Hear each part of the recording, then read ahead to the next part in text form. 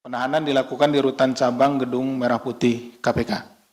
Adapun konstruksi perkaranya adalah pada bulan Juni tahun 2022, Saudara RS ditunjuk sebagai Ketua Pokja terkait proyek pembangunan jalur ganda kereta api Solo Balapan Kadipiro atas permintaan Saudara BH selaku PPK proyek. Ini sudah lebih dahulu ditangani perkaranya pada saat tahun atau pertengahan tahun 2023 OTT. Setelah penunjukan tersebut, Saudara BH menyampaikan pada Saudara RS bahwa telah mempersiapkan PT WJP KSO sebagai calon pemenang tender dan atau calon pelaksana pekerjaan. Jadi sejak awal ini memang sudah direkayasa pengadaannya. Jadi sudah ada perusahaan-perusahaan yang ditunjuk untuk melaksanakan pekerjaan tersebut bersama beberapa penyedia jasa atau perusahaan lainnya sebagai perusahaan pendamping, termasuk PT IPA milik Saudara DRS.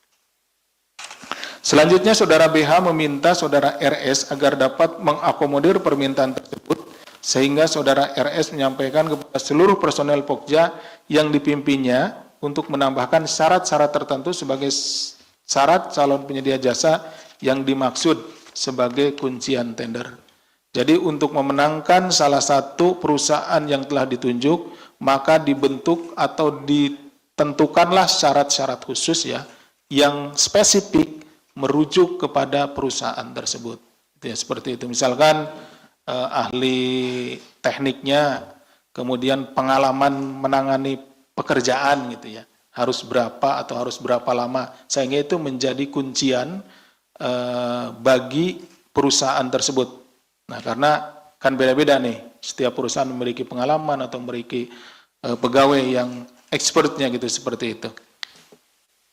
Surat dukungan dari pabrikan yang memiliki sertifikasi dan asosiasi internasional, pemerintah atau lembaga yang mewakili negara asal pabrikan, bahwa wesel yang diproduksi dapat digunakan untuk mainline jalur raya, dan sertifikasi produksi sesuai standar dari Badan Akreditasi Independen Internasional yang masih berlaku.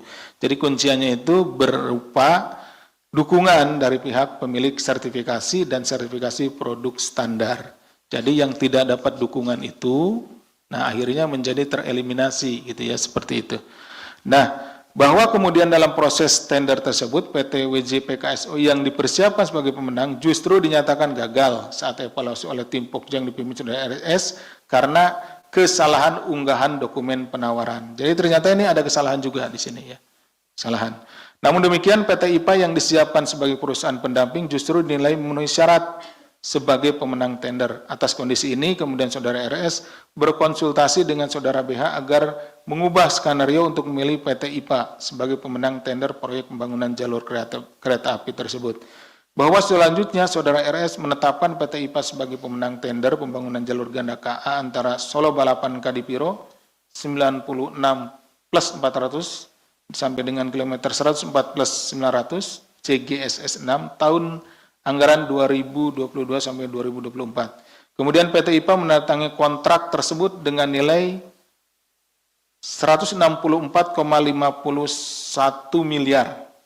Dalam prosesnya PT IPA yang terpilih sebagai pemenang tender kemudian menanggung komitmen fee yang sebelumnya sudah disepakati oleh PT WJP KSO. Jadi tetap saja komitmen fee-nya yang di awal sudah dikomunikasikan atau disetujui antara pihak PT WJP KSO dengan para pihak tadi ya, dari Saudara BH maupun Saudara RS itu ditanggung oleh PT IPA sebagai pemenang. Jadi seharusnya kalau yang ini pendamping kemudian jadi menang, itu ya menang karena layak gitu ya. Tetapi tetap saja ternyata ada sejumlah uang yang harus dikeluarkan oleh PT IPA sebagai pemenang.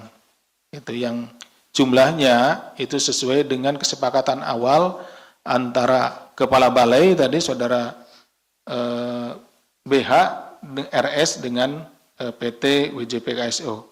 PT IPA kemudian diduga memberikan uang kepada Saudara RS sejumlah 600 juta sebagai bagian dari komitmen fee dari nilai kontrak proyek. Jadi jumlahnya besar, tapi dibagi-bagi ke beberapa orang, ke beberapa pihak gitu ya.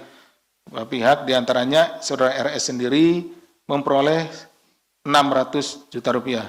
Atas perbuatan saudara RS disangkakan telah melanggar pasal 12 huruf A atau huruf B kecil, pasal 11 Undang-Undang Nomor 31 Tahun 99 tentang pemberantasan tindak pidana korupsi, sebagaimana telah diubah dengan Undang-Undang Nomor 20 Tahun 2001 tentang perbuatan atas Undang-Undang Nomor 31 Tahun 99 tentang pemberantasan tindak pidana korupsi junto pasal 55 ayat 1 ke 1 KUHP. Pada kesempatan ini juga izinkan kami mengucapkan terima kasih yang sebesar-besarnya kepada masyarakat, ya, masyarakat Indonesia khususnya yang ada di Jawa Tengah dan Semarang yang telah memberikan informasi kepada kami terkait dengan adanya dugaan tindak pidana korupsi ini, sehingga kami dapat melakukan upaya paksa dan dapat menangani perkara ini. Tentunya kepada warga masyarakat lain yang ada di tempat lain, apabila melihat, mendengar tentang kemungkinan adanya tindak pidana korupsi, silakan untuk dilaporkan kepada kami. Karena tanpa dukungan dari seluruh warga masyarakat, termasuk juga rekan-rekan jurnalis yang ada di depan saya ini, kerja-kerja penindakan tindak pidana korupsi tidak akan bisa kami laksanakan dengan baik. Demikian yang bisa kami sampaikan. Terima kasih. Saya kembalikan kepada Mas Juwir. Terima kasih kepada Pak Deputi yang telah menyampaikan kronologi dari perkara ini, di mana KPK kembali menetapkan satu orang tersangka, RS, setelah sebelumnya KPK juga telah menetapkan 14 tersangka lainnya dan 2 tersangka korporasi. Selanjutnya kami buka sesi tanya jawab. Sesi pertama terkait dengan perkara ini, kami persilahkan. 1, Mas Chandra. 1 saja, oke. Silakan Mas Chandra. Mau nanya soal di kasus ini kan waktu awal banget ini ada sebutan uang langitan Pak dan sleeping fee. Ada beberapa orang yang diduga menerima uang yang diduga terlibat. Nah, kenapa KPK tidak menindaklanjuti penerimaan itu? Bahkan salah satu orang yang menerima uang itu sekarang jadi Bupati Pati Sudewo. Nah, apakah juga Sudewo akan dipanggil dalam kasus ini ke depannya? Terima kasih Mas Chandra. Ada lagi yang lain mungkin? Oke, belakang. Mohon nama dan medianya. Saya Rahma dari Kompas TV, Pak. Tadi terkait dengan komitmen fee itu kan dari PT IPA itu mengeluarkan 600 juta dan katanya dibagi-bagi ya. Itu yang 600 juta hanya untuk RS aja atau dibagi gimana, Pak? Oke, terima kasih Mbak Rahma. Selanjutnya masih ada lagi khusus terkait dengan perkara ini? Cukup? Baik, Pak Asep ada 2 penanya. Terima kasih. Ini pas ini. 2 penanya, pertanyaannya 2. Biasanya yang bertanya 2 tapi pertanyaannya bisa 10 gitu ya.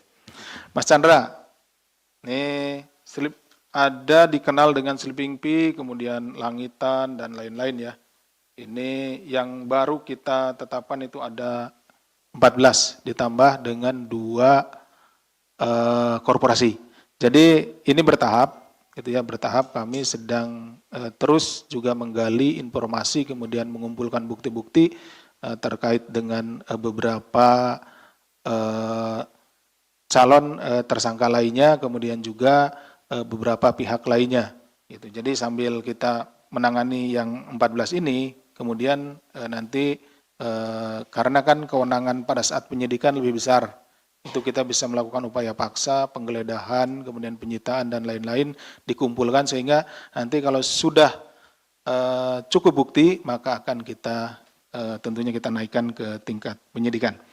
Kemudian Mbak Rahma tadi yang 600 juta apakah ini untuk saudara RS sendiri atau dibagi-bagikan? Ini bagian untuk saudara RS. Yang lainnya ada pembagiannya. Tadi seperti yang disebutkan oleh Mas Chandra diantaranya ya. Ada bagian yang dapat sleeping fee, kemudian dapat yang langitan dan lain-lain. Khusus untuk yang RS ini kebagian 600 juta. Jadi rata-rata sekitar potongnya itu sekitar 20%. Ini nilai kontraknya kan tadi 164. Kalau di 20% sekitar 8 sampai 9 miliar ya. 8 ya, 9 miliar. Sekitar itu ya. 32 miliar. Oh, 32 ya. Oh iya, sorry, sekitar itu. 32. Sekitar 32-an dibagi-bagi seperti itu. Baik, terima kasih Pak Asep, Mas Chandra, Mbak Rama, clear ya. Selanjutnya kita